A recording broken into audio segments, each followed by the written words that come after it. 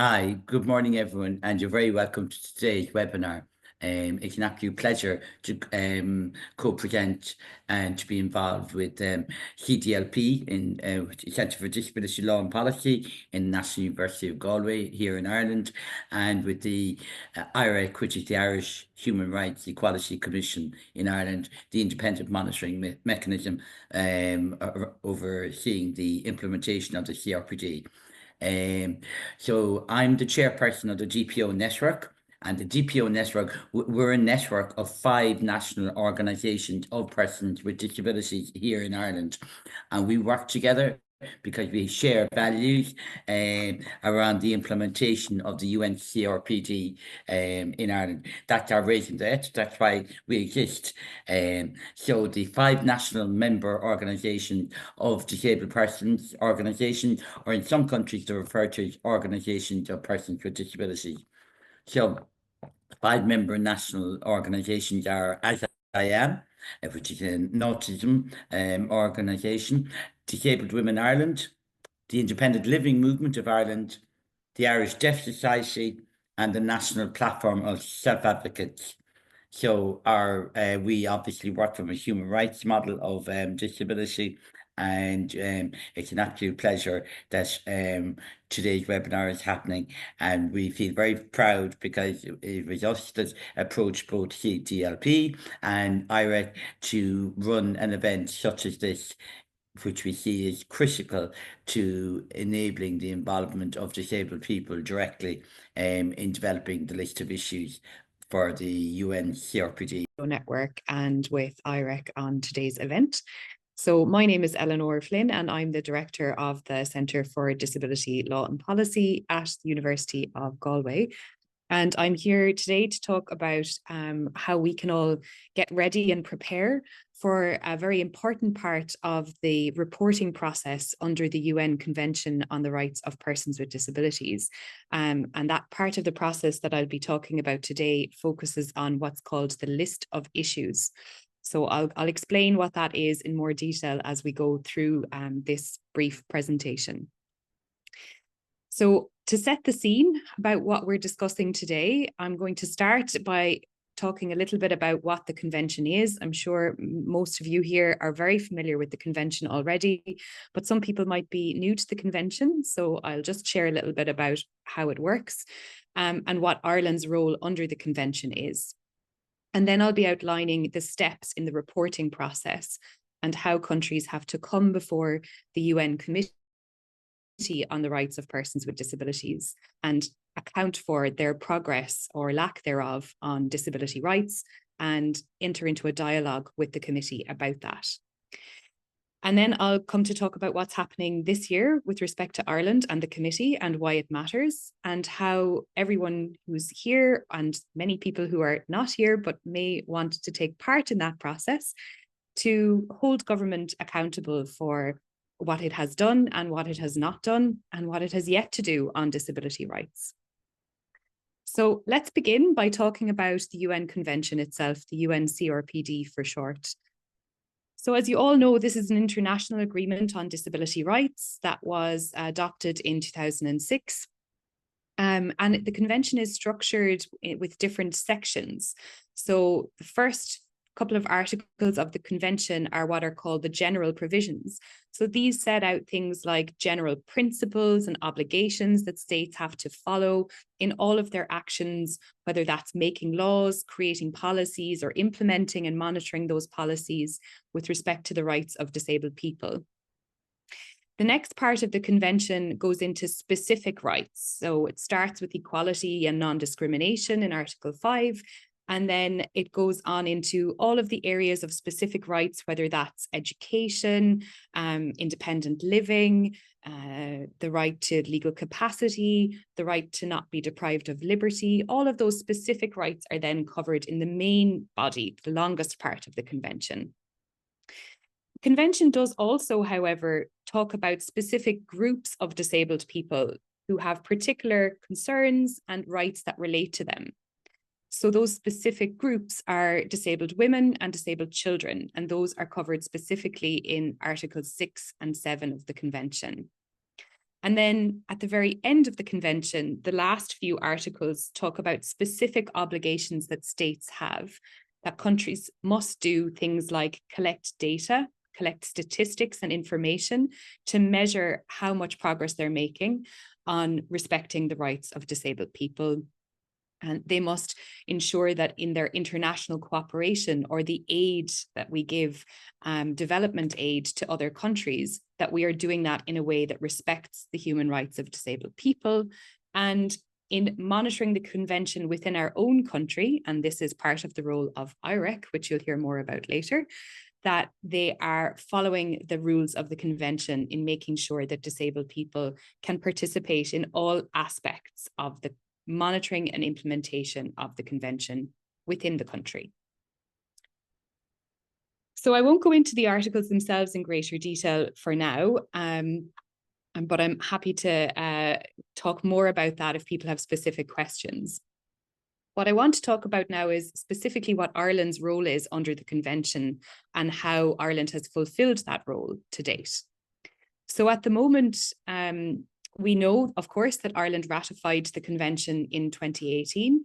And by ratifying, that means that Ireland is agreeing to uphold the convention and follow the convention, and it is bound by it in international law. Being bound in international law is one thing, but that doesn't mean that the convention automatically becomes part of our law in Ireland. So unfortunately, the convention has not yet been incorporated into Irish law.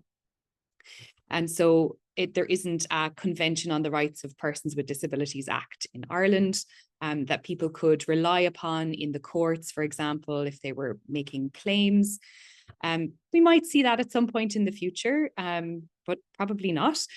So it's important for us to understand that while the state has ratified the convention, that just means that it's agreed to follow it in the international sphere. And while that does involve implementing it in Ireland, there is no direct route in Ireland for people to claim that the state has violated the convention. The government submitted its first report on its progress under the convention, which it's required to do. It submitted that to the UN committee, which I'll talk more about in a moment. And that report was handed in 2021. So that brings me on to the role of the UN Committee on the Rights of Persons with Disabilities. So this committee is comprised of 18 independent experts. Those experts are elected by states who have ratified the convention. So now that Ireland has ratified, it has been able to participate in the election of members to the UN committee. Of the 18 experts currently on the committee, there are 14 of them who are themselves disabled people. So there have always been a strong majority of disabled people on the committee from its very inception. And that has, I think, been very important in how the committee has gone about its work, and particularly how the committee has engaged with disabled people on the ground in the different countries when they come to look at that country's human rights record on disabled people. So the committee meets in Geneva in Switzerland for 2 sessions every year, and those sessions are to check states' progress in putting the convention into practice. It also makes recommendations to states on what should change, and it has a number of ways of doing that and a number of ways of exploring what's happening within specific countries that I'm not going to get into detail on today, because today I want to focus on what's happening this year in the cycle of the reporting process. So we begin with the state report, which, as we've talked about, has been written by the Irish government already. In 2021, it was submitted to the UN. So we've ticked off that step already. And now we're approaching the second step on this chart, which is the list of issues. So the list of issues is a series of questions that the UN committee writes to the government, having read the state report. So when the committee reads the report, it may have questions. The things might look very good on paper. The committee knows that that's not always the reality on the ground. So they may want more information about specific things the state has said it is planning to do, or it has already done, or it's in the process of completing. And there's always a lag in time between the state report and the list of issues. So in our case now, it's been 4 years. So quite a lot of things can have changed in that time. So the committee may ask for more up-to-date information from the government about what it is doing on all of the articles of the convention. When the committee is formulating that list of questions or list of issues, as it's formally known, it can accept inputs from civil society organizations. So that includes disabled people's organizations, as Jackie mentioned, and also other kinds of organizations that are non-governmental organizations. IREC as well can also make a submission at this stage to the UN committee, and will be doing so, as you'll hear about later on. So this is quite an important point, because the committee is eager, as you will also hear from Theresia Degener in her role having formerly been a member and chair of the committee. The committee wants to be well informed when it writes its questions to the government. It wants to have a good understanding of what the key issues on the ground are at the time that this list of questions is created. So this is where all of us come in, and it's really important that we can provide that context and up-to-date information to the committee, so that when it writes the questions to the government, it's asking the right questions. Once that list of written questions or list of issues is submitted back to the Irish government will have some time to reply, and will write a written reply that will answer the committee's questions. And the committee will read that reply. And then the next step in the process is the dialogue.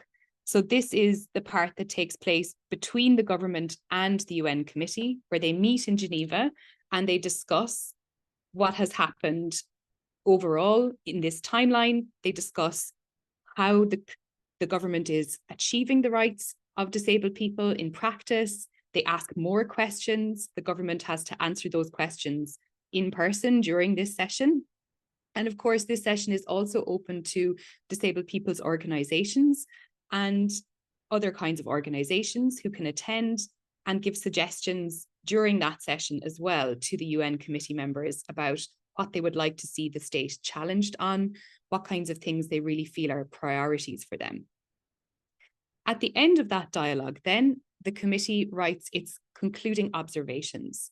So these are the, final recommendations to the state, having reviewed all of the evidence, having listened to the state's side of things, having listened to the voices of people on the ground about what's really going on. The committee comes up with a final set of recommendations about what they would like to see changed by the state. And then a few years later, we repeat the cycle all over again. So this is a kind of a continuous process, but we're just in the first round of that process now when it comes to Ireland. So there is actually a follow-up procedure that I didn't put on this slide as well, where if the committee has very serious concerns, it can ask the state for more information within 1 year of the concluding observations on things that maybe are very serious violations of the rights of disabled people, where they're concerned there's not enough progress being made. So that is an option that the committee has as well. It's not always used, but it can be used. So that brings us to what's happening this year. And we know now that by the end of June, we have not been given an exact date at the end of June, but we have been told by the UN committee that by the end of June, organizations will have to send their submissions to the committee with their suggestions of what kinds of questions they would like the committee to ask the Irish government.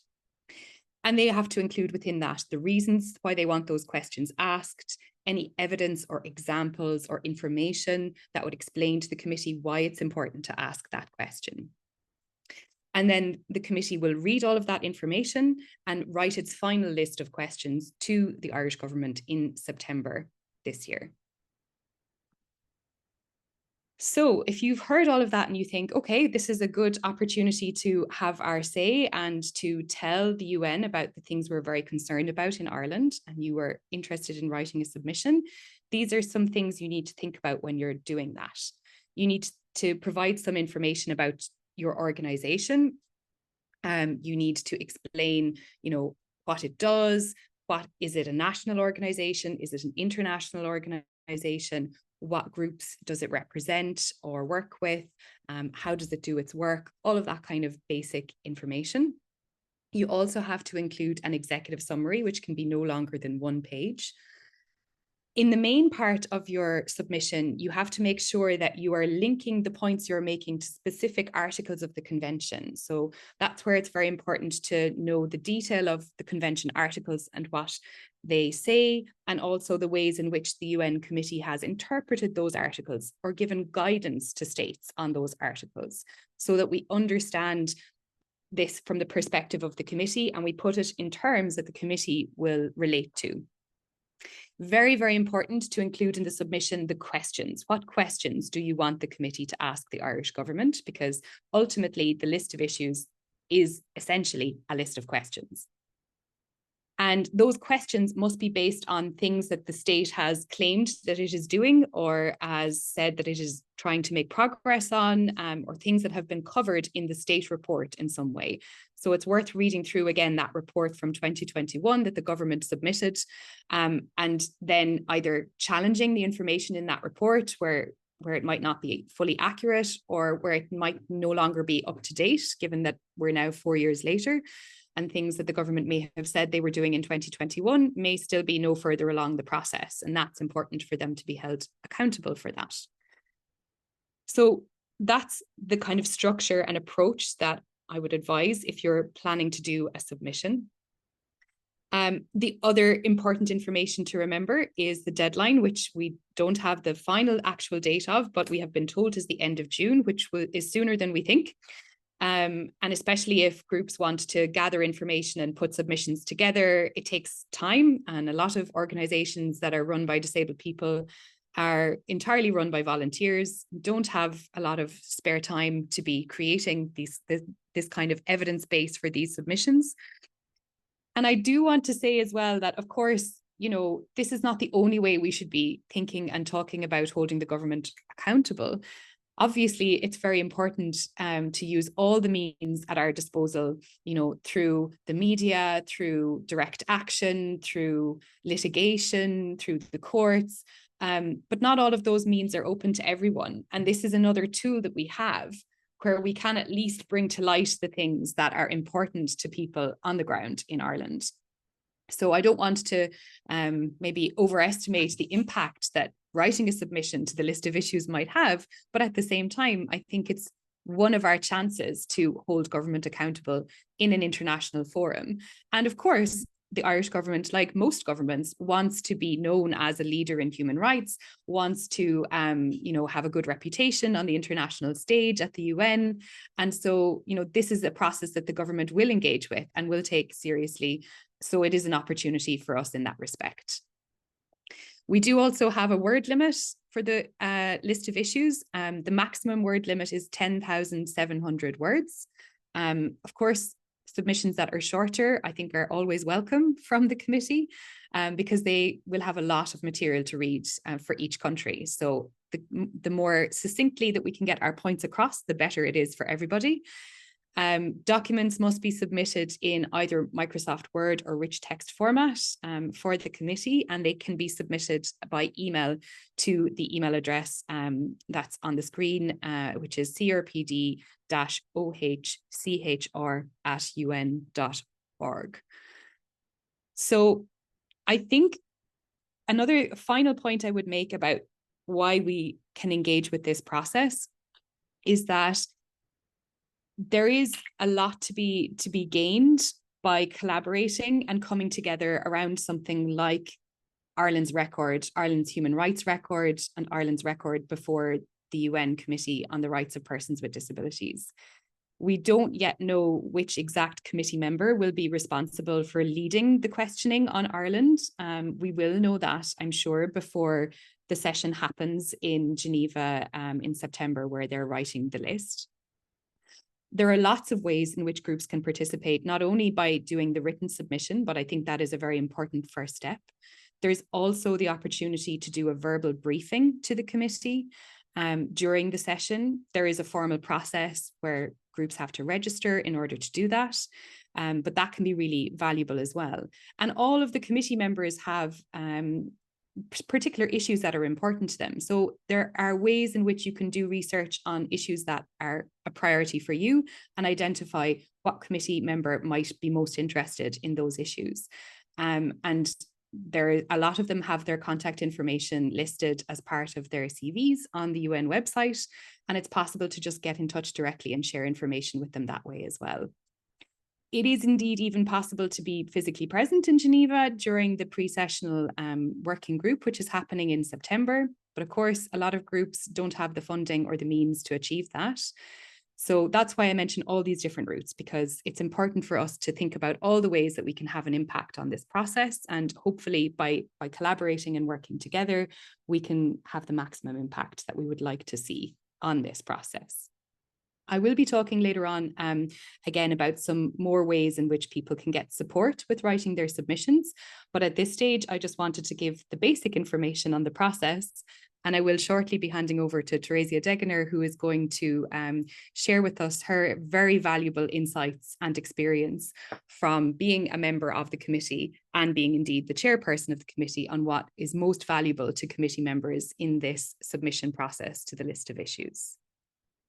So with that, I'll end my presentation here and I will hand over to Professor Theresia Degener.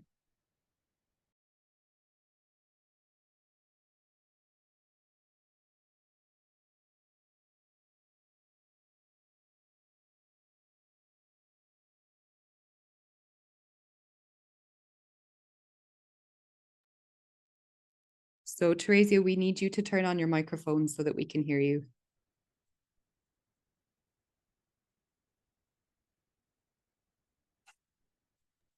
Thank you very much for giving me the chance to sharing with you my experiences as a member of the committee from 2011 to 2018.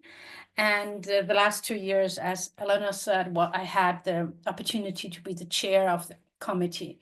So I wonder why this is not working. Yeah.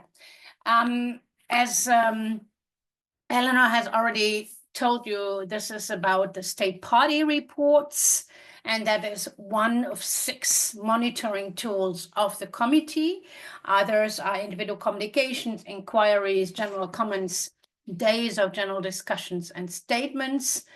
And I don't think we have time to go into that. I just wanted to say that this is one of the 6 monitoring tools, the state party reporting process, which the committee has, and it is the most important. It is the most important tool or the instrument the committee has in order to check whether a member state fulfills its obligations under the CRPD. And Eleanor has already told you about the reporting cycle, which starts with the state party report, then comes the list of issues, then the state has the opportunity to give a response to the list of issues. Then we have the constructive dialogue in Geneva. Then that finishes after 2 days with concluding observations, and then there is a follow-up process. And that is the reporting cycle when the governments give their first state party report, and then there come periodic state party reports after 4 years. They have a different cycle, but that is not the issue of today. How can DPOs or organizations of persons with disabilities, also DPOs or OPDs, involved in that process? One way is to write an alternative report called also shadow reports, and many countries or many NGOs, DPOs do that. And I have to say at this point already, the information from civil society as well as the information from national human rights institutes are the most important information the committee relies on. Most of the time, the governments, when they submit their state party report, they give try to make a good impression on the committee, but also on the international arena in general. And they say we fulfill our obligations under the CRPD because we do this and that and that. Often this information is only half of what is true, or sometimes it's also a big lie, and that needs to be corrected by the information given from NGOs like disabled persons organizations. So alternative reporting is what many countries do, but it is not necessary. It's voluntary to write an alternative report, also a submission on the list of issues of the country before the committee adopts the list of issues, which is a list of questions based on the state party report to the government. And that is another way to work with the committee. Especially, it is important to work with country rapporteurs. In the last years, the committee has changed its procedure here by not only adopting one country rapporteur, but most often they adopt 2 or 3, sometimes 3 country rapporteurs. And these country rapporteurs will play a major role in the constructive dialogue. So later in September in Geneva, because most of the time the other committee members, as far as I have understood the new procedure, do not intervene anymore, but it is mainly the country rapporteurs who do the speaking in the constructive dialogue, together, of course, with the government delegations. And the human rights institutes also have a space in this constructive dialogues, not the civil society. Civil society can come and listen and sit in, and they can talk in the breaks to the committee members, but also there is some time which is not public, but beforehand there is what we call a briefing of the committee. And that's when DPOs are given time to brief the committee in Geneva before the constructive dialogue takes place, and also before the list of issues are adopted. And so attending the constructive dialogue is very important. And also you have to understand that the committee members have to deal with a lot of country reports. In my time, when I had one session in Geneva, which usually lasted for 4 to 5 weeks, we had we worked on about 5 to 6 countries, and each committee members had to read about 1,500 pages of state party reports and background information. And that was not including the information coming from civil society, or very few of that was, it was basically what the government presented. So you can imagine that it is a lot of information the committee members have to take in. And that's why it is important not only to send a written submission, but also to come to Geneva, talk to the committee members, and remind them what is the most important issue in Ireland, because they have to in a very short period of time, read a lot of information and try to make decisions on a lot of information. And so it is very important to brief the committee once again. And when you brief the committee, you bring another 1 page with you, which you disseminate to the committee members and remind them, here, these are the most important issues we want you to address. So the submissions to the committee, and now I'm talking about the written submissions, you will now prepare, I think, until the end of June. The formal requirements are written down in the rules of procedures and in the working methods of the committee. You will find that on the website, but I think Eleanor has already wonderfully summarized the most important formal requirements. That is the word limit, the word software you have to use, and so on. What is also very important is that the report or your submission you submit to Geneva is a coalition submission. So whatever, if there is a coalition of DPOs, you should state that, because that's what this committee take more seriously than a submission of a single DPO. You also should relate to the state body report and of course to the articles of the CRPD, and that helps the committee members most. If you say, Ireland has written in paragraph 23 on page 18 relating to Article 5, this and that, and this is not true, or this is only half the truth, or we would like you to acknowledge that in addition to the information given by the government, this is also important to take into account. You need to reference evidence. Evidence could be newspaper articles, it could be court decisions, it could be anecdotes, written interviews. You should reference research, and that is what impresses committee members, and make clear proposals for a list of issues, the dialogue, and then also later for the concluding observations. If you really give a text to the committee saying, we would like you to ask this question, and then quote, write down that question. It's what committee members like, even if they might change the wording slightly. You should also be ready to prioritize, because time is short.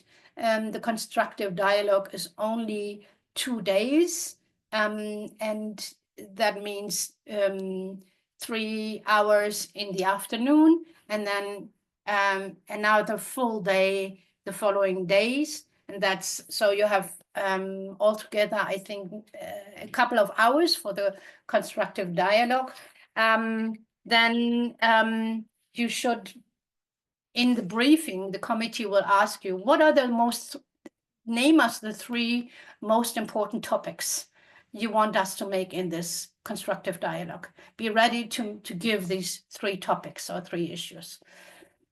What kind of research has impact in alternative reports by coalitions of NGOs, and also if you give either in this alternative report or in the submissions information whether the government has consulted you in writing their own report, or whether they have not consulted you. Also, give the committee information on whether the government has given you funding for writing your own alternative report or coming to Geneva. Many governments do that and say this is part of our duty under Article 4.3 or under Article 33.3. And I think the committee has the legal opinion that it is so, that the government should support alternative reports, the submissions, and also attending the session in Geneva by giving money to the NGOs and their partners. If you cite UN reports and studies, is very helpful. Amicus curiae briefs, that is documents which are submitted to courts. Then good practice research, especially on supported decision-making, relating to Article 12 is important. And then also any kind of working paper for working groups by academic institutions also has a big impact on the committee members. And that's my presentation. Thank you very much. Thank you so much, Theresia. I think it's really important for us to hear from directly inside the committee what is helpful to you. That saves everyone time, and we have not too much time left to prepare our work. So it's really valuable for us to hear your perspective. I'm going to hand over now in a moment to Hege Orefellen from We Shall Overcome, which is a DPO of users and survivors of psychiatry in Norway. And Hege has been through this process not only for the CRPD, but for other conventions as well, and is very practiced at dealing with the UN bodies and indeed with the ways that the governments interact with them. But we're really privileged to have Hege here to share with us your experience of working on the list of submissions to the list of issues for Norway. So over to you, Hege. Good morning, everyone, and thank you for inviting me. I hope you can see my slides. Yes. So my name is Hege Orefellen, and I'm the international representative of We Shall Overcome, a Norwegian DPO run by and for users and survivors of psychiatry, established in 1968. We Shall Overcome advocates for the human rights of users and survivors of psychiatry, the implementation of the UNCRPD, and bringing forth psychiatric practices and other infringements in the mental health system to an end. The organization is a member of the World Network of Users and Survivors of Psychiatry, an international organization of users and survivors who has special consultative status with ECOSOC. We Shall Overcome works on both national and international levels. And human rights monitoring and reporting to international human rights mechanisms is an important... Slow down a small bit just so I can keep up with the interpretation, please. Yes, sure. Thank you. Is an important part of our work. And we have been reporting to the UN Human Rights Council for the Universal Periodic Review, the UPR, the UN Human Rights Committee, the UN Committee on Economic, Social and Cultural Rights, the UN Committee Against Torture, the UN CRPD Committee, different UN Special Rapporteurs, and the UN Working Group on Arbitrary Detention, and the Council of Europe Human Rights Commissioner, to mention some. And in 2018, we reported to the UN CRPD Committee for the list of issues for Norway. Oh, my slide is not changing. Okay, there. And our report is to be found on the link on the bottom of this page, and you can also find the reports if you go to ohchr.org and to the CRPD committee, and then to Norway under session 20 in 2018 and session 21 in 2019, and also you can find the reports under the 10th pre-session in 2018 where the list of issues were adopted. And here you can also find our report for the review of Norway, the parallel report, and the reports of the Norwegian Civil Society Coalition, which consisted of 125 DPOs, NGOs. And We Shall Overcome was also part of the coalition reports. And as you can see from the UN webpage, We Shall Overcome was the only DPO to have its own report in addition to the report of the coalition. I think that if you represent a constituency of persons with disabilities that are especially disadvantaged or marginalized, and or if you are bringing forward human rights issues that are highly urgent and important and would otherwise not be included in the coalition report, or would not be brought forward with the details and attention required, you should address these issues in a separate report. And 4 psychiatric interventions are severe and systematic human rights violations that need to be addressed and brought before the CRPD committee.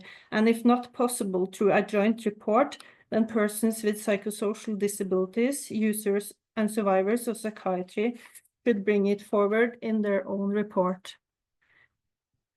And that is also one of the main reasons that we wrote our own report. And if you look at the rules of procedure of the CRPD committee, you will see that it is expected that written submissions will refer to the progress made so far in the implementation of the CRPD and main implementation gaps and areas which require particular attention, and that it is suggested that written contributions also refer to persons with disabilities who are at disadvantage or are experiencing challenges in the enjoyment of their rights. And as has been mentioned, references to data and statistics are encouraged. And if you look at the guidelines on the participation of DPOs in the work of the CRPD committee, you see that the committee recommends that written submissions start out by identifying the submitting organization with a brief description of its activities at international and/or national level, the mission and the role played by persons with disabilities in the organization and in the drafting of the submission. And that is what we did in the beginning of our report. And then you make reference to specific articles in the CRPD and suggest questions to pose to the state party, which has also been mentioned. And for the parallel report, that you propose recommendations for the concluding observations. And in our report, we covered the articles that are most relevant and important to us, and that is articles 1 to 6 and 12 to 17, as well as 25D on the right to free and informed consent to medical interventions. And I will show a few examples of how we did this reporting. So, under Articles 1 to 4, Purpose, General Principles and Obligations, one of our headings are saying declarations made upon ratifications of the CRPD. And I know this is relevant for you as well, because Ireland holds almost exactly the same interpretive declarations. And there under this heading, we first give a short description of the problem and earlier recommendations that Norway has gotten through the UPR and from the Human Rights Commissioner of the Council of Europe. And then we propose a question, and we try to keep them specific, precise and detailed formulated. And so for this topic, our suggested questions for the list of issues is: please provide information on any plans to repeal Norway's interpretive declarations on Article 12, 14 and 25, and why these declarations are still upheld despite being in violation of the object and purpose of the Convention. And then if we go to Article 6, Women with Disabilities, we have several suggested questions for the list of issues. And the first one we suggested was, please provide gender disaggregated data on the use of electroshock, ECT, including ECT administered without free and informed consent, given that women have a substantially lower seizure threshold than men and might be more exposed to permanent brain injuries of ECT. Please provide statistics on the number of women who have applied for compensation for injuries caused by ECT to the Norwegian system of patient injury compensation, and the number of cases where compensation was awarded. Please also provide gender-specific data on ECT injuries, type of injuries, and how such data are systematically collected. And of course, we knew when we suggested this that these statistics does not exist in Norway, but we wanted some focus on that and for the government to be held accountable for the lack of such collection of data. And the next question we suggested was how many women with disabilities have been subjected to abortion and/or sterilization without free and informed consent since the entering into force of the current legislation authorizing these interventions. And then the last one was what steps are taken to repeal all legislation allowing for the administration of abortion, sterilization, and any other procedures impacting on the sexual and reproductive rights of women and girls without their free and informed consent. And then if we get to Article 12, I will just do a few more examples, and the rest you can look into our 2 reports and the 2 coalition reports also for more information and all the suggested questions and everything else we have in there. So I will just do this one more article just as an example. And there for Article 12, we suggested as questions what steps are taken to repeal outdated discriminatory legislation and practices restricting legal capacity of persons with disabilities, what steps are taken to develop laws and policies to replace regimes of substitute decision-making by supported decision-making, which respect the person's autonomy, will, and preferences. And please provide information on steps taken to remove functional capacity standards throughout Norwegian law. And the last one, please provide information on any plans to abolish involuntary protection measures for adults and plans to abolish incompetency to be held responsible, as well as security measures based on criminal non-responsibility. And finally, I have just a few tips from our experience. And the first one is, I think it has been mentioned already, to remember to provide the written submissions in accessible formats, for example, Microsoft Word. And the next one is try to get a few other organizations to endorse your report, for example, international umbrella organizations. Coalitions get more speaking time during the briefing with the CRPD committee than single organizations. So if you are a single organization, try to get more organizations behind your report. And then lobby your issues in Geneva and find out which members of the committee that is specifically interested and knowledgeable in your topics, and request individual meetings. We have found that very valuable. And then remember to get accreditation before going. Register for the session in the UN database Indigo.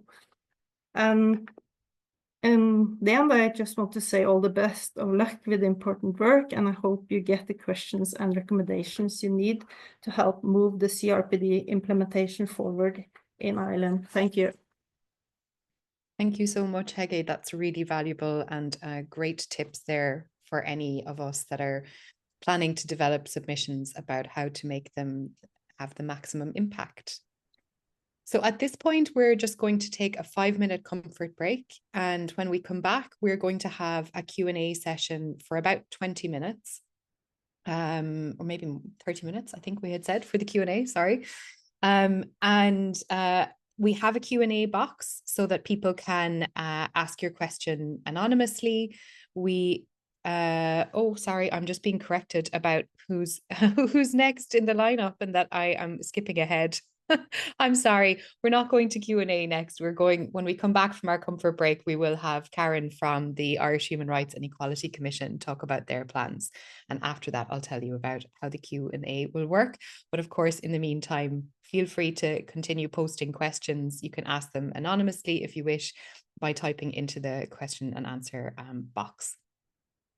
Okay, so we'll take our 5-minute comfort break now and see you all in 5 minutes.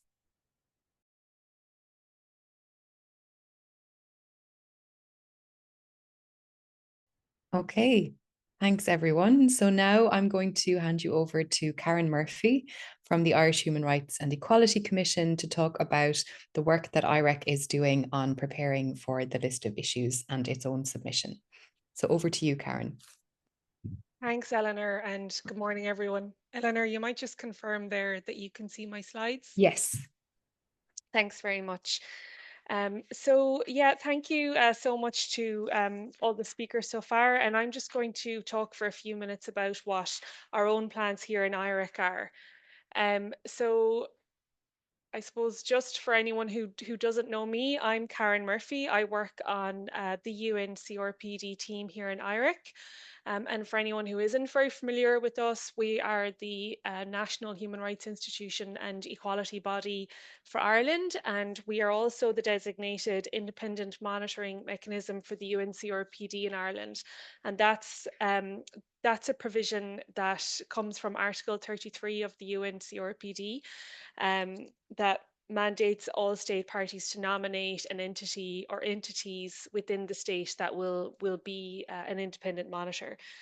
So as the NHRI, we part of our role is to monitor and report on the state's compliance with all of the treaties to which it's bound. But as the independent monitoring for mechanism for the UNCRPD, this puts sort of like an extra layer, I suppose, of attention on that. And so I suppose for ourselves and for all of you, our interest in reporting and engaging with the list of issues stage is to provide the committee with an accurate picture of how the state is implementing the convention. I think it's really important to engage at the list of issues stage because it gives all of us an opportunity to be more familiar with the reporting process, especially since Ireland hasn't been before the committee before. So this is for this particular committee, it's a first. And also just to hold the state to account. And for ourselves here in IRIC, we're very mindful that the state hasn't been reviewed yet and won't be for a couple of years to come. So this is an opportunity to put something on the record in the here and now. We've already heard from Eleanor and from Teresa and Hege about the different ways you can engage and how to approach that. And I suppose just to let you know that from our perspective, we're available to support with in any way that we can to support civil society, whether you have questions about your own individual written submissions, questions about how to approach the verbal briefing, if you have an opportunity to give a verbal briefing to the committee. And I suppose importantly for us as well, we will write our own report as the IMM, the independent monitoring mechanism, and we very much want that report to be informed by the experiences of disabled people, and we're very interested in hearing from individuals and in particular organizations such as DPOs and any other civil society organizations that that have something to contribute to strengthen our analysis. I suppose we've heard from Eleanor and Teresa already about the importance of suggesting specific questions and providing reasons and evidence. And in our own submission, we're particularly interested in hearing about and providing information on areas of deficit and challenges and barriers, especially looking at what the state has provided in its own report in 2021 and looking at what has transpired domestically since then. Also, we're very interested in new and emerging issues and developments, and we'd encourage, if you're writing your own submissions, to think about these areas as well, and broader contextual issues as well. So I suppose just being aware that there may be things happening, domestically that aren't, maybe they're not things we'd kind of typically associate with the CRPD or top of our minds when we think about the rights of disabled people, but they may have a disproportionate impact on disabled people. Just moving along. So just to say a little bit about our own submission. So we're informed by our own strategic priorities here in IRIC, and we're also approaching this from a position of, we have over the last 10 years done extensive work on the CRPD in IRIC. So we do have a lot to say on all of the articles in the UNCRPD, but we have committed in our current strategic plan to spotlighting particular issues. And those are access to justice, the right to independent living, and the rights of people deprived of their liberty. So we intend to spotlight in particular those issues in our own submission. And as I said, we want to be informed in this regard by consultations with disabled people, including through their representative organisations. And to make sure that we can do that, we have a couple of different events coming up, which we want to put on your radar. So we have an event next Tuesday, which will be online from 10 a.m. until 1 p.m. which will be about the right to independent living. If anyone has not received an invitation to that and would like to, I'll provide our email address at the end, and you can write to us directly, and we'll send you on the details for that. But to give you some information, this will be a sort of a roundtable event online. So, you know, it'll include breakout rooms and group discussion on issues of importance related to the right to independent living. And we're particularly interested in hearing about issues related to personal assistance and financial independence. These are areas that have been highlighted to us by our Disability Advisory Committee and others as being really critical issues. We also will have an event then on the 9th of May, which is for disabled people's organisations specifically. That would be national organisations and also local or grassroots organisations or groups. And we're mindful that while we know many of the groups and organisations around the country, there are others we don't know. So again, if you are part of a group or a network and you identify as a disabled person's organization or a disabled person's representative organization and you haven't heard from us about the event on the 9th of May, please get in touch and we'd love to hear from you. That event will be an opportunity to talk about those three spotlighted issues that I mentioned: access to justice, the right to independent living, and the rights of people deprived of their liberty.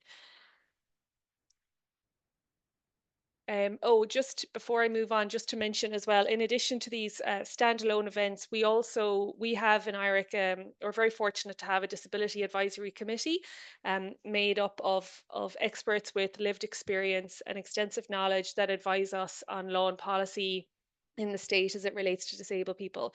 And we also have had consultation and will have further engagement with our disability advisory committee on this issue. And of course, other ad hoc engagements arise as well. And I want to flag as well other supplementary activities that are sort of ongoing in the background for us. Teresa in her presentation referenced the role of the state in facilitating DPOs and, you know, in particular DPOs, I suppose, civil society generally, but in particular DPOs to engage directly with the reporting process, including to be able to travel to Geneva, you know, engage with the committee and so on.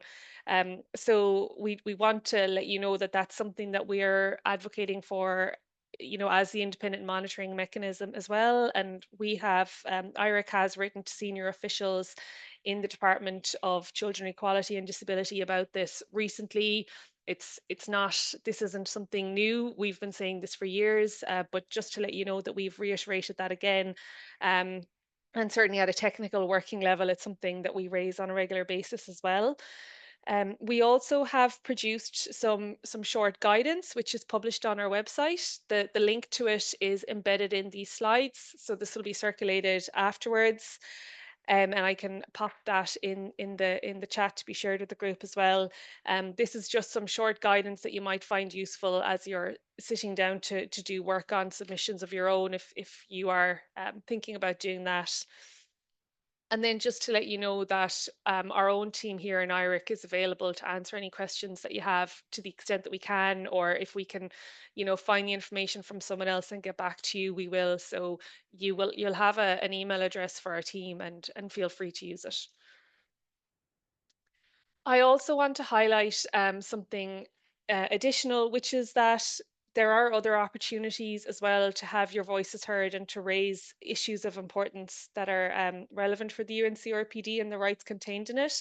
For example, Ireland will be reviewed by the Convention on the Elimination of Discrimination Against Women this summer. It's anticipated to take place in June. IRIC is currently preparing its own submission to that, and we have produced civil society guidance as well for any organisations that want to engage with the CEDAW committee. So just to let you know that's another avenue in particular, like for example, if the issues that you're concerned about relate to disabled women, that's a second avenue. So you don't need to rely just on the CRPD committee. There are other human rights committees, and as everyone I think in this webinar knows, the rights in the CRPD cut across all other human rights treaties as well. So I'd encourage you to be aware of other reporting opportunities. And just like with the CRPD, you can engage with those committees directly yourselves, or there's usually opportunity to engage with IRIC submission as well and to inform IRIC's analysis in the same way as you can with the CRPD. And I just wanted to highlight then as well that next year IRIC will be starting to prepare its submission to the UN Convention on the Elimination of Racial Discrimination. So again, you know, we'd be really keen to make sure we have a very strong intersectional lens for all of our reports.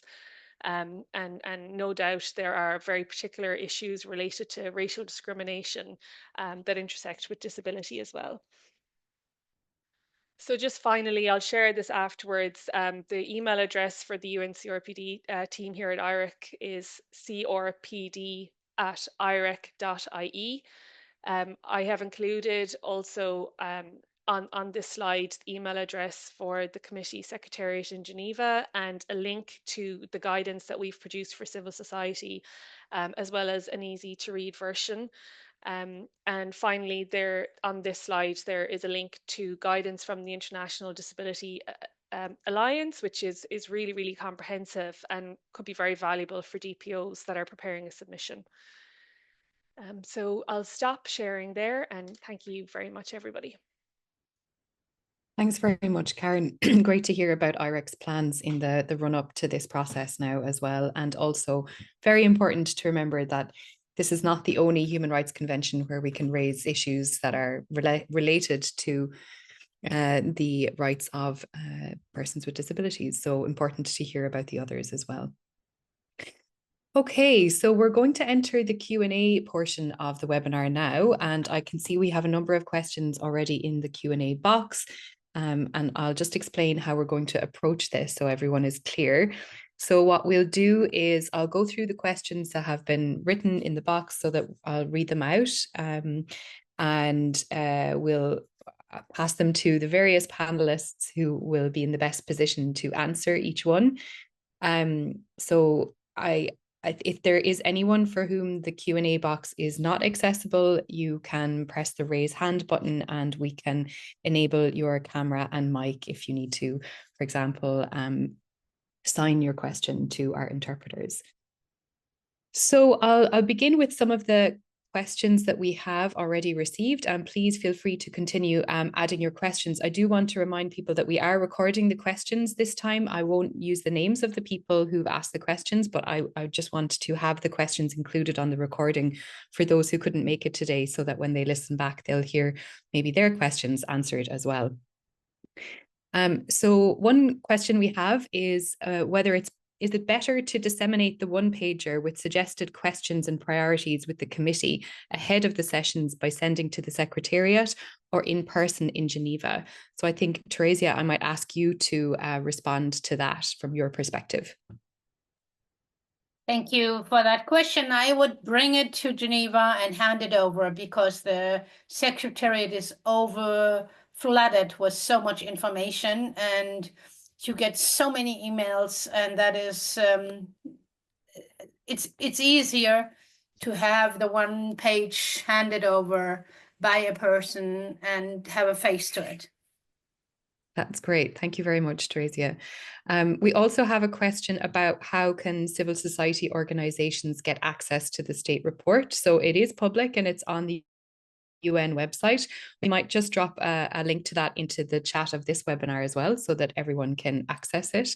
And that question also asks about any examples of reporting to the Committee on Unemployment among Disabled People, or having questions made to the government about actions to provide access to jobs to disabled people and removing discrimination they face to get a decent job. So I know employment comes up a lot, Theresia, in the questions to the committee. And so I'm sure there are plenty of examples that you can find in other submissions, whether they're to the list of issues or alternative reports, parallel reports, shadow reports, with all of those titles. If you just search for Article 27 on work and employment, I'm sure you'll find lots of suggested questions to other governments, which we can get inspiration from for Ireland. I can see, Karen, maybe you want to come in on this as well.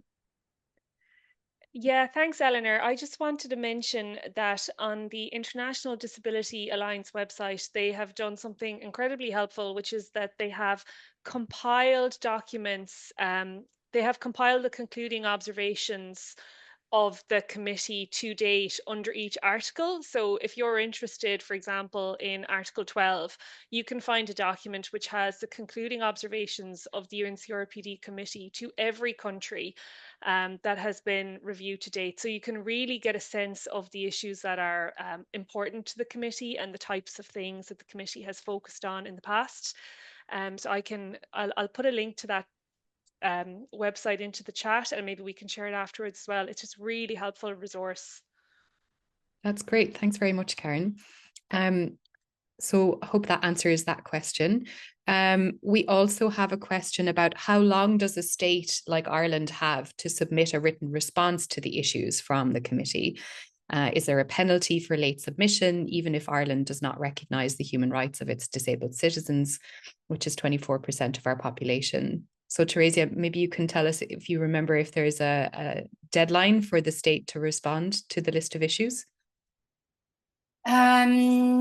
Usually there is, and but at the same time, we know that there's a lot of backlog, and there is. I don't think there is a penalty, but most countries who want to give a good impression in the international arena, they try to be in time or almost in time. But usually there is a deadline by which the state party has to respond, and it is given by the Secretariat. Great. Thanks very much, Theresia. So we also have a question about what role can non-DPO civil society organizations play in the non-DPOs to team up with DPOs, or should they provide separate submissions? So I might begin with you again, Theresia, and then I might also ask Hege to provide a view on that one as well. By non-DPOs, you mean NGOs like Amnesty International or Greenpeace? So more general? I guess, or could also be maybe parents groups or Okay. other organizations. Yeah. Yeah. We had a number of countries where non-DPOs made their own submissions. But it is always very important to first try to make a coalition with DPOs and give to, I mean, whatever comes under an umbrella, and where DPOs and especially people with disabilities, self-advocates have the majority and are in control, then what the committee listens to, because for too long disabled people have been spoken for by other people, by non-disabled experts.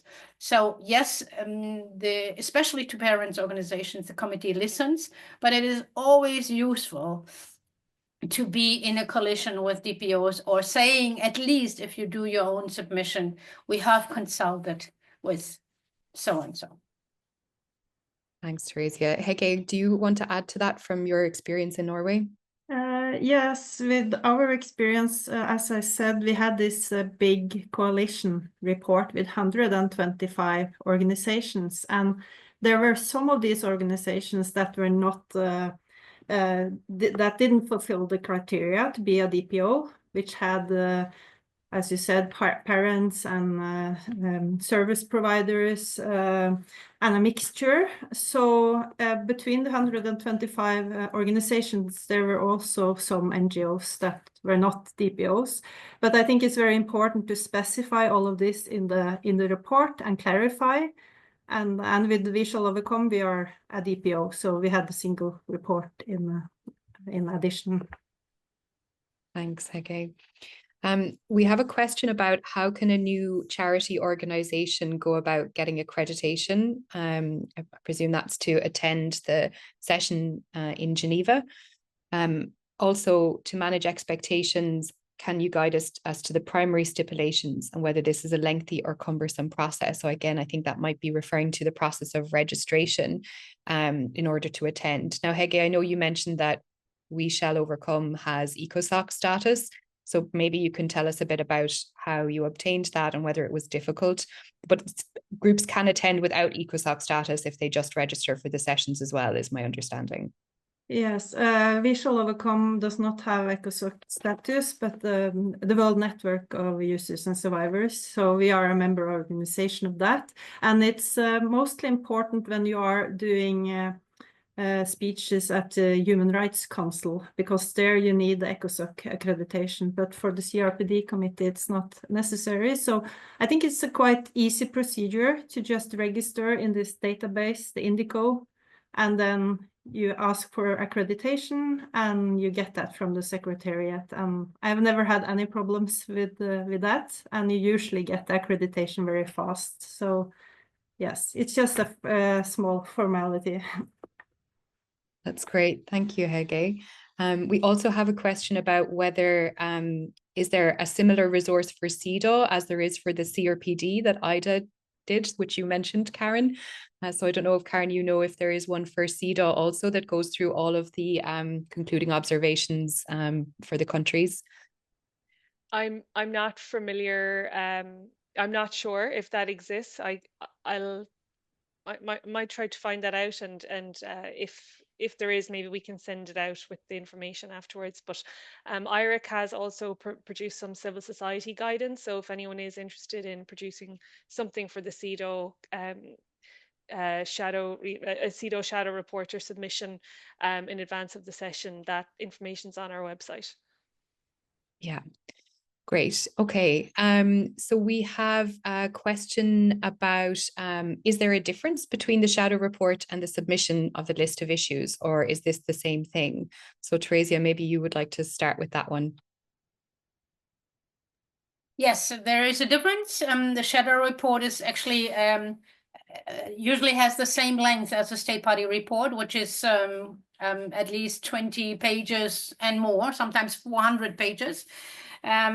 Which is not appreciated by the committee members, 400 pages. But so the report covers every article, whereas the list of issues is much shorter, and it might cover every article. It depends on the reporting cycle you're in.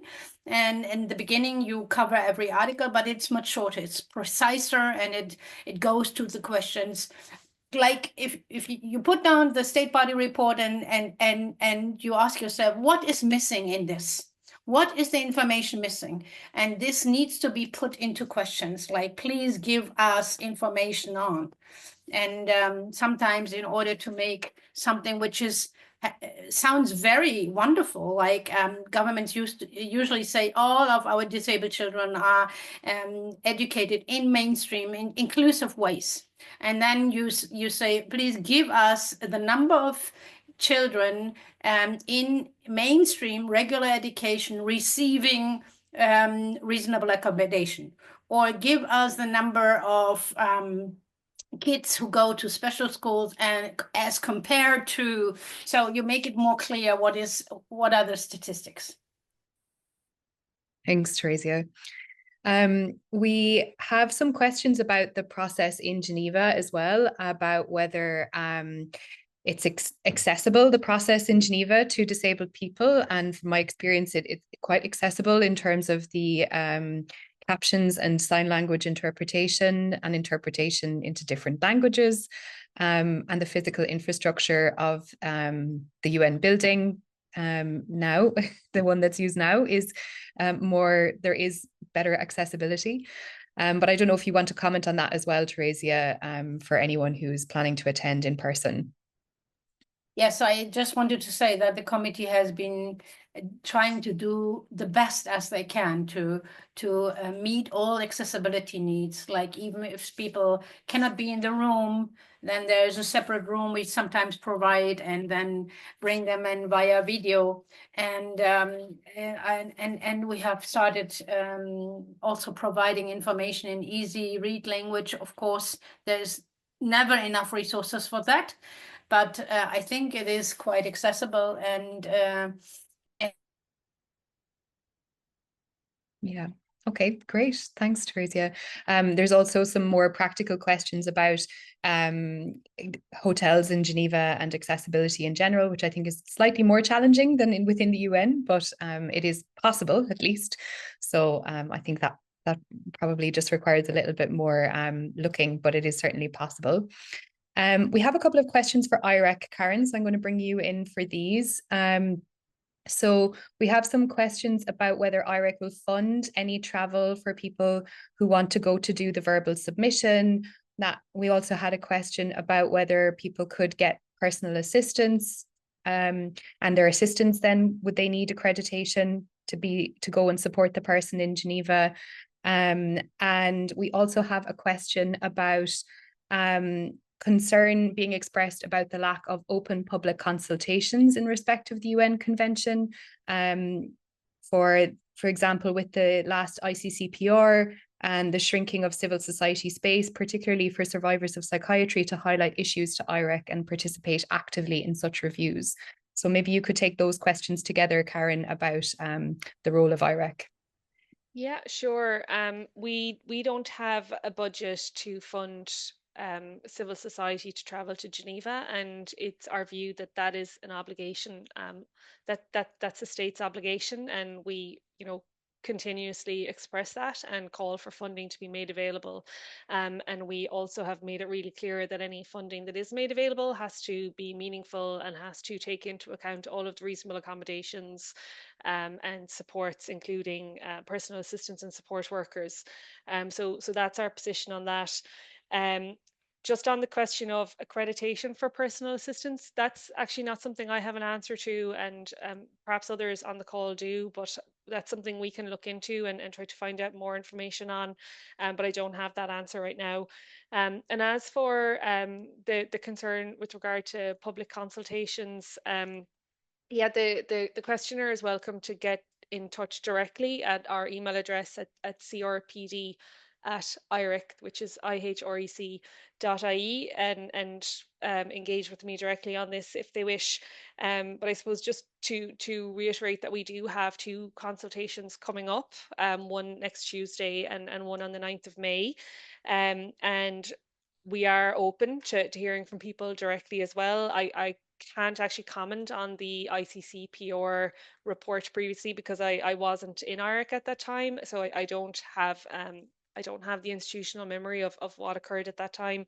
But the other thing that I can let you know as well is that when we approach this and start to do our own research, we are very much looking at all of the submissions that have come to us in recent years, including in advance of developing our strategic plan last year. So we would have had submissions from a wide range of organizations, including including submissions that were of relevance to Article 12 and Article 14 of the CRPD. And we have those. We take those as very valuable. We treat that as very valuable information.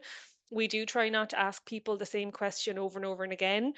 So on the one hand, we want to create a space and an open forum for consultation and engagement, and on the other hand, we are very mindful of people's time and the burdens that we place on it when we invite people for consultation. But I suppose in short, I would say please get in touch directly if you feel you have something to say, or that there is a group or there is an issue that that we need to hear about, and we'll be very open to that. Okay, thanks, Karen. So we have a few more questions about how the process works. So some of the questions are about whether there's any sanction effectively for Ireland for failing to uphold the CRPD and implement it to the standards that the committee requests. And I guess the short answer is no hard sanctions in terms of there's no financial penalty, there's no recourse, I guess. We're working within the arena of the UN mechanisms where the UN will tell Ireland what it needs to do better, and Ireland may do that or not do that, and then 4 years later we start the process again. But I don't want people to think that therefore there's no point in participating in the process, because like we've talked about, Ireland and many other countries really value their reputation on the world stage and at the UN. And so it is embarrassing for Ireland to be found in violation of human rights standards. And that can be picked up on in different ways by the media, by continuing to use it to advocate with politicians at the domestic level. So I wonder, I don't know if either Theresia or Hege want to comment on that as well, about even though it's not, I suppose, a hard sanction, why, what is it that can come from states not continually failing to implement the convention? I think what you are aiming at is very good concluding observations, which you can use in further lobbying and policy lobbying at home and also at international arena. And yes, there are no sanctions because the concluding observations and all the committee can do is giving recommendations. But you can use it in other treaty body dialogues. You can use it within the dialogues with the Human Rights Commission, and at home. You can use it when you do public events and cite from the concluding observations. That is what you are aiming for. Great. Thanks, Theresia. I just wanted to add it's the things you have already said. It's the important things, but I think to use the concluding observations to create momentum is that you have to do that after you get the concluding observations, and that is the biggest impact of it. And I just wanted to share one good example for Norway, because you said earlier that you hadn't incorporated the CRPD into Irish domestic law, and we had the same problem, and we advocated that with the CRPD committee, and we have also done it with other committees and the UPR. And now finally Norway has decided to incorporate the CRPD into the Human Rights Act, and it will have a precedence if it's conflicting with national legislation. So I think it is an example that it can have an impact. That's great, because we did actually get a question also about how can we lobby for the CRPD to become enshrined in Irish law and incorporated into Irish law. So it's perfect. You've already addressed that. So thank you, Hege, for that. So I think that is really important, and I'm sure many of us here today would be very passionate about trying to work to achieve that. Alongside, again, I don't think that simply passing an act that is called the Convention on the Rights of Persons with Disabilities Act will suddenly transform the actual realities of disabled people day to day in Ireland. I think a lot more work is necessary, but these are some of the tools that we can be pushing alongside all of our other efforts to try to advance disabled people's rights. Okay, I'm just trying to make sure I'm keeping on top of the questions because there's quite a lot to go through. There's a question about whether access to education for deaf people with disabilities, is that, or no, for people with disabilities in general, is that a priority for Ireland in terms of topics to address to the committee? So Article 24 is the article on inclusive education, and that is certainly an area where groups can make specific submission to the committee on that if it's a priority area for them. You will see what the state has written about it in its state report, and you might be able to provide more information and context as to whether that reflects people's experiences on the ground. We have a question about the adoption of the optional protocol, which I just want to address. So again, because Ireland has now ratified the optional protocol, and I didn't talk about this in the main presentation, but the optional protocol is an extra part on not the main text of the convention. And if a country ratifies this optional extra, then it means that if a person in Ireland has taken a case before the Irish courts to try to get their rights under the convention and they have not been successful, they have the option to take that case to the UN committee in Geneva. And the UN committee can decide if Ireland has violated the person's rights under the convention. But the person still does have to go through the process of taking their claim in Ireland before they can go to that UN process. I think, Karen, you want to come back in on that? Sorry, Eleanor. I think I accidentally put my hand up. Oh, Apologies. that's okay. No problem. That's okay.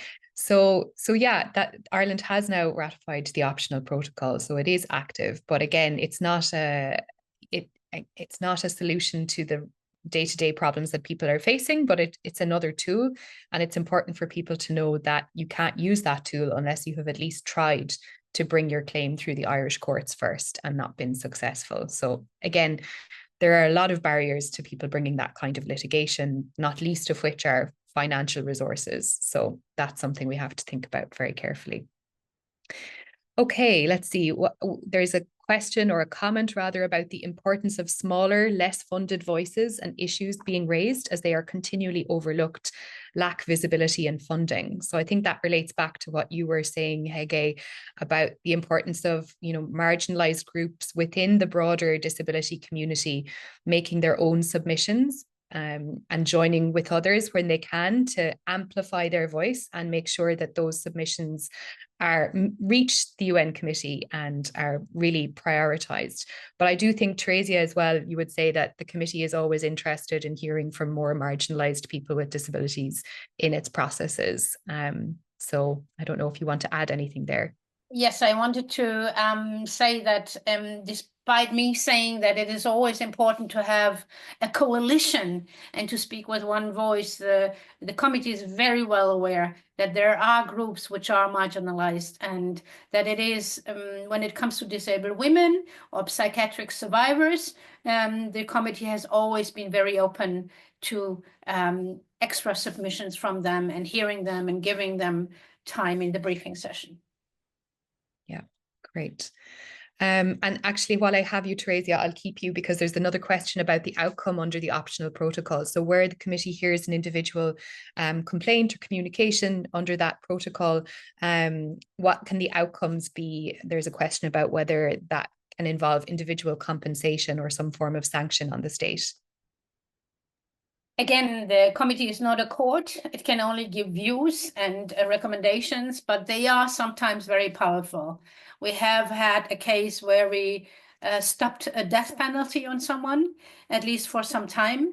And there is sometimes it takes a long time to get the full view instead of early intermediate suggestions from the committee, which are very urgent and which are put forward directly to the state. That is often not public because, and you will hear about it later on, but the views are also published on the committee website. And I have often heard that the views have been taken up by courts at the national level or at the regional level. So they are not court decisions, and so they cannot be sanctions like court decisions, but they are authoritative statements. Great, thank you, Theresia. There is a question about coordination among groups that might want to go to Geneva. So the example given is during CERD, so that's the Convention on the Elimination of Racial Discrimination that Karen mentioned earlier, that there was a group coordinating those organizations that from civil society that went to Geneva. And there's a question if anything similar is being planned for disabled people's organizations and other organizations going to Geneva. So there's not something that I'm aware of, but Karen, I might bring you back and see if you want to comment on that, or Jackie, indeed, from the beginning of the webinar, if you have any thoughts on that as well.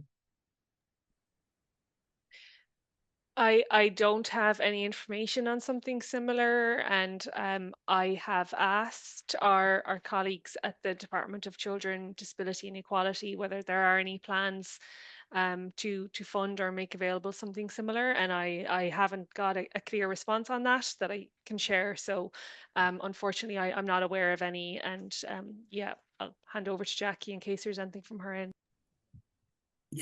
No, I mean, what I would say is that the GPO network, which is the network of the 5 national member organisations, have been working quite closely for the last 2.5 years with the department, the lead department in Ireland, around the development of our own national disability strategy, which is due to be launched probably before the summer recess of Dáil Éireann, which is our national parliament.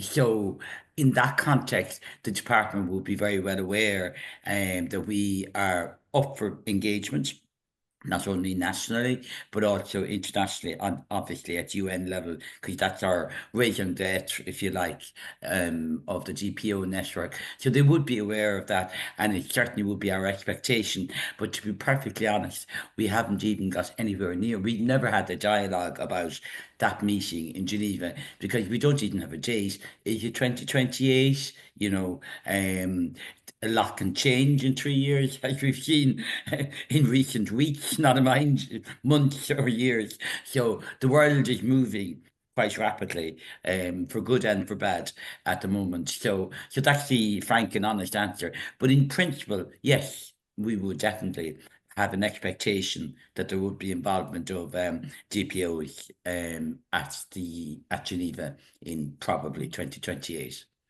And So funded, just, obviously. Like, yeah, obviously, thanks. we currently, we don't have 1 cent. We Yeah. operate on fresh air at the moment, and all of us are giving our time voluntarily at the moment. Okay. And I think it's just important to reiterate that there's 2 possibilities of going to Geneva. There's going to Geneva in September this year for the list of issues, which is a possibility if groups can manage to get themselves there. And there's going to Geneva in the future when, for the final part of that dialogue between the government and the committee itself. So I guess most groups focus on that final stage because that's, you know, the one where you have both the government present and the committee asking questions. But not to discount, I would say, if people can manage to do it for the list of issues, because as Hege has said as well, it can be really valuable. And I think when you engage with the committee members at that early stage and they learn the issues, that's really helpful for the committee members before they go into the dialogue with the states in that it's later certainly point as well. something, and we would consider it for sure. Let's get our submission in first, Yeah. which we have every intention of doing. And once we have a clarity around the date for those meetings in Geneva in September, I think, you know, assuming there will be funding or support to attend, the GPO network, I'm sure, would be open to having at least 2 or 3 delegates there. And I wonder if Hege, so the dates of the pre-sessional working group are set now from the 1st to the 5th of September. So that's a piece of information I should have given in the main presentation. Oh, So very good good. reminder. Well, I didn't know that now. That's Sorry, new that's on information me. for me. Yeah, great. Thank So you. I do think it's maybe for Hege to come in and talk about how, you know, Norwegian DPOs manage that coordination at the various stages when you're in Geneva and how that works, if you have anything you want to add on that. Yes, and you usually get the information sheets from the committee to see the exact time of the briefings and all the information you need for the procedures to be there. And then you have, which we have used also a lot of times, you have the opportunity to also arrange more you can arrange side events with the committee on specific topics, and we have done that in addition. We have also had informal lunch briefings, and with the list of issues, we were there because we thought it was important to be there already then, but we were a bigger delegation for the actual review of the state. So at the review of the state, we were a very large delegation. Many members of the coalition, and then we were 3 people from Visual Overcome there as well. So I think that in itself created a big momentum for working afterwards, and also for the cooperation in the future on all the recommendations we got. It was very important to have a big delegation there and to continue with that work afterwards. Great, thanks, Hege. So just for clarity again, because there's another question about what's happening in June, is it just the list of issues or the shadow reports? So shadow reports can be made at various stages of the process. Like once the state has submitted its state report, organizations can do what are called shadow reports. But what's happening in June is the UN committee will write the list of questions. Sorry, in June, people have a deadline if they want to tell the UN committee what they should write to the Irish government. And so you can produce a shadow report for that if you wish, but you can just produce a submission for the list of issues. And that can just be very focused. The shadow report is often much broader. It has things like all of the concerns on each of the articles. And as Teresia said, they can sometimes be extremely, extremely long. Whereas a submission for the list of issues is focused. It has questions that we would like the committee to ask the Irish government when they write that list of questions, which they will do in September. So I hope I've been clear on that now. Okay, so hopefully we've answered most of the questions. There's one or two more that I haven't gotten to that I'm going to try and get before I move on to the next and final part of the webinar. So there is a question for you, Jackie, about the DPO network and engagement with users and survivors of psychiatry. So what measures has the DPO network taken in that respect? Maybe you can comment on that.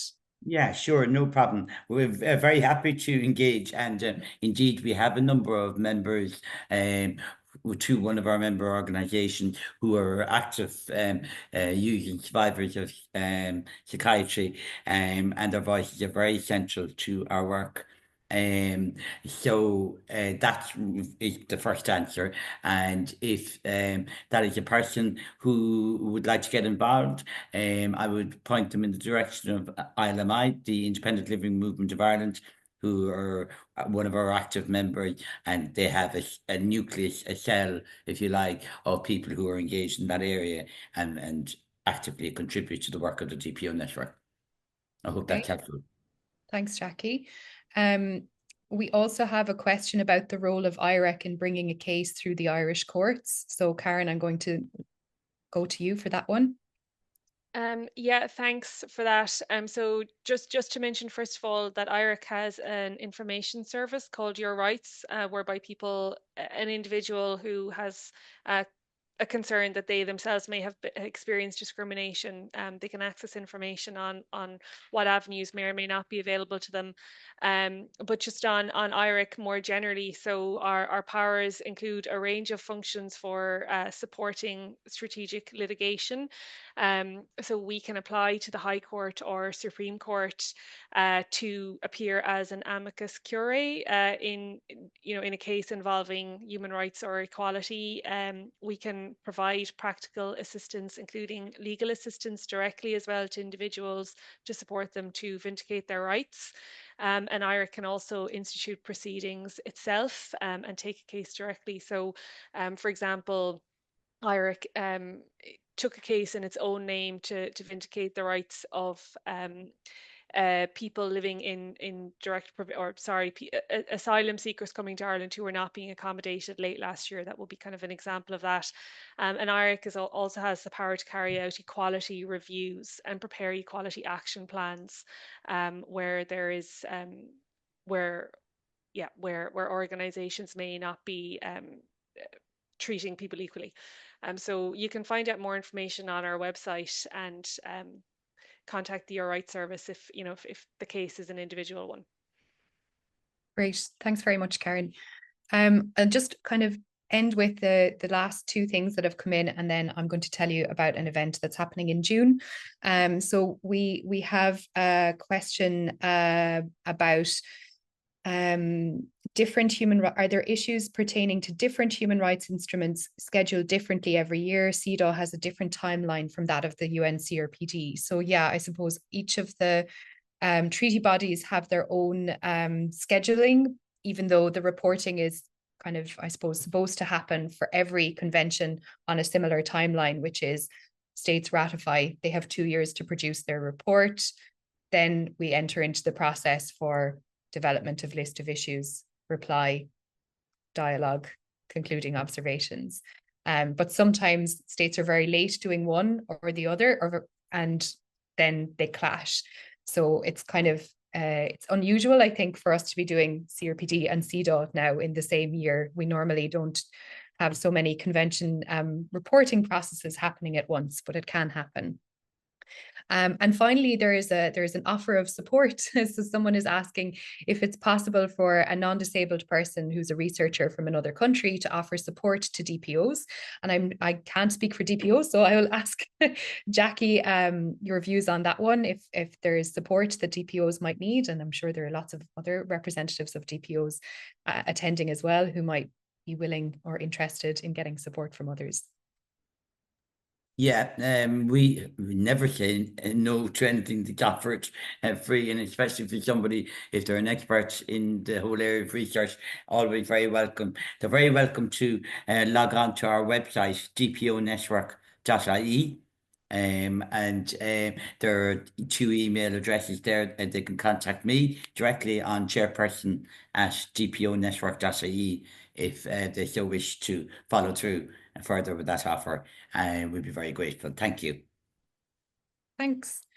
Okay, so that concludes our Q&A. I hope there might have been some questions that I didn't get to. I apologize if I missed any. There was a lot of activity in the question box, so I hope I got through everything that people submitted. So I'm going to just take the last few minutes of the webinar to tell you about some work that we are planning to do in Galway and how people can get involved in that if they are also developing a submission to the list of issues. Oh, I don't know why I have lost the files that I wanted to share. Just bear with me a moment while I try to get my slides up and running again.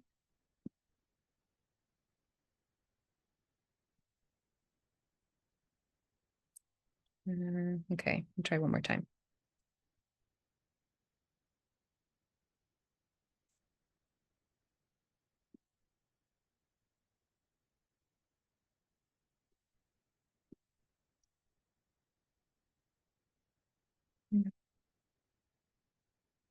Okay, if it doesn't work, then I can always just talk about it without having the slides up.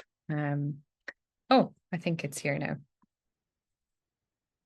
All right, so hopefully you can see those, and I'm going to tell you about the event that we're having in Galway in June.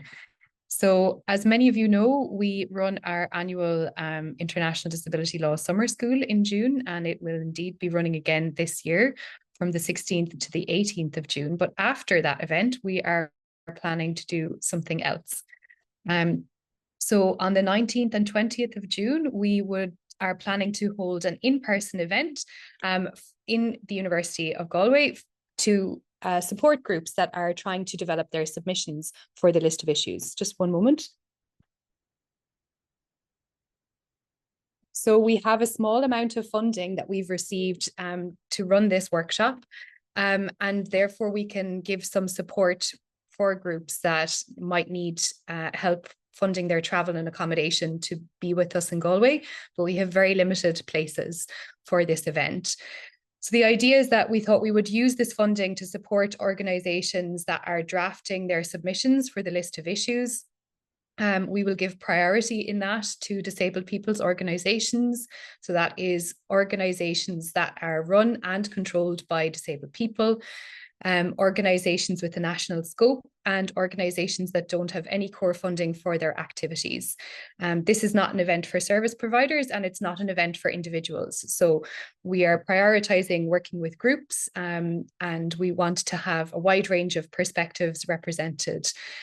So if you are interested in taking part in that event, we are launching now, and we will be putting the link into the chat of this webinar as well, a call for expressions of interest. So if you're interested in attending, we will need to know some information about your organisation, your areas of interest, what parts of the CRPD or topics or issues are you working on or prioritising, and whether you're interested in collaborating with others. So we are hoping that this can also be a space where groups can get together and work together to develop joint submissions if they have common issues that they want to bring forward to the CRPD committee.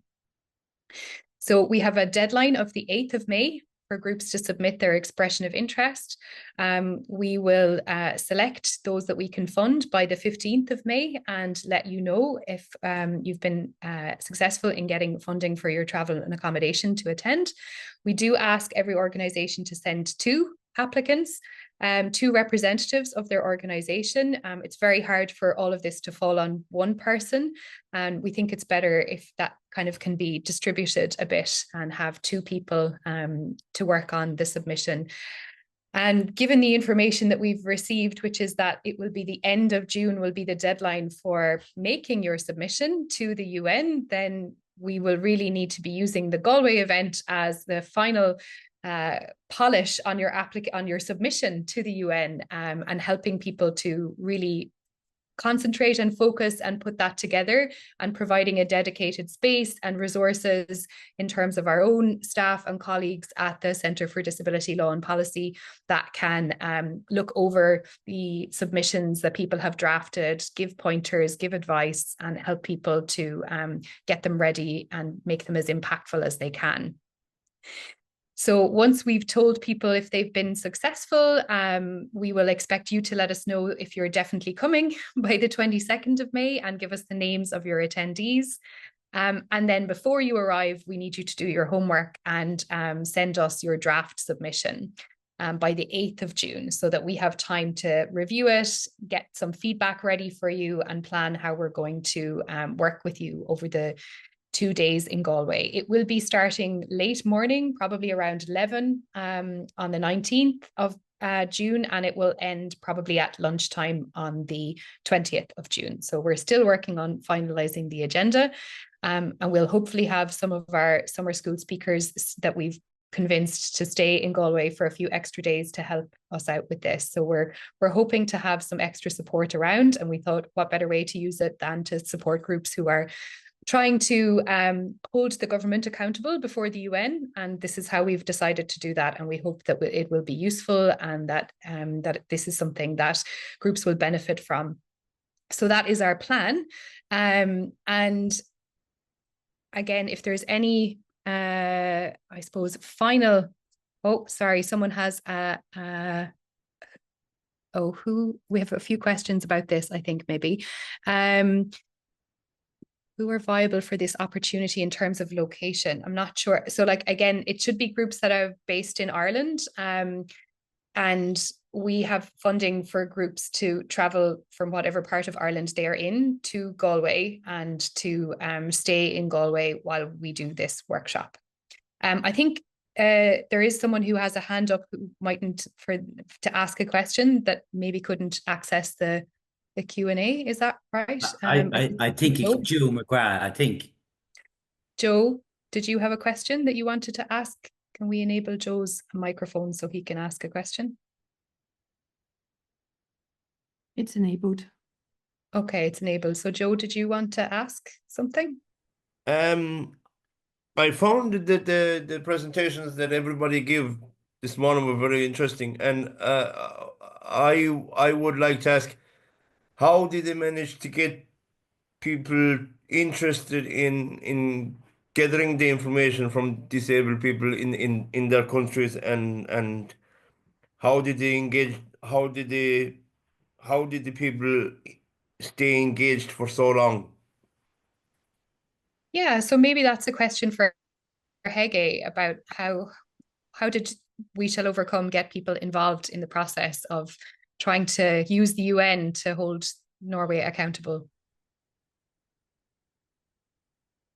Yes, I think for both the We Shall Overcome, but also the big coalition, it was several or many meetings working on this for a long time. And we had specific working groups on specific topics. And for the big coalition, I think it was 10 separate organizations, but then it was 4 umbrella organizations, and one of them is a huge umbrella organization. I think it has 84 organizations or something. So obviously it's a lot of coordination, and to have a democratic process and having all the boards involved in the final decisions and so on. It was a huge process. I was working on the Visual Overcome report, and I had other colleagues that were working with the coalition. So I don't know what to say other than we arranged a lot of meetings, and we had working groups on specific topics, and we just kept going for a very long time. Thanks, Hege. Okay, so with that, I think we will thank all of our fantastic speakers this morning for their participation. It's been really helpful to hear, particularly from our international colleagues, about how we can use this process effectively. And so really thank Theresia and Hege, as well as great to have Karen and Jackie with us this morning to talk about these issues as well. So we will be following up with everyone who has attended. We have recorded this, so a link will be made available to the recorded version.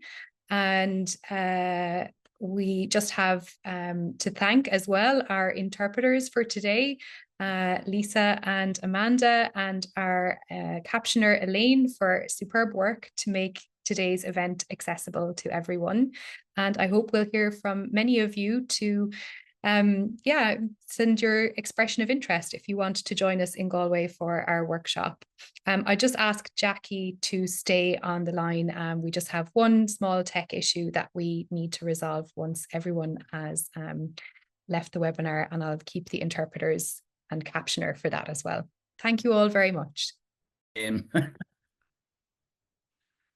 Hi, good morning, everyone, and you're very welcome to today's webinar.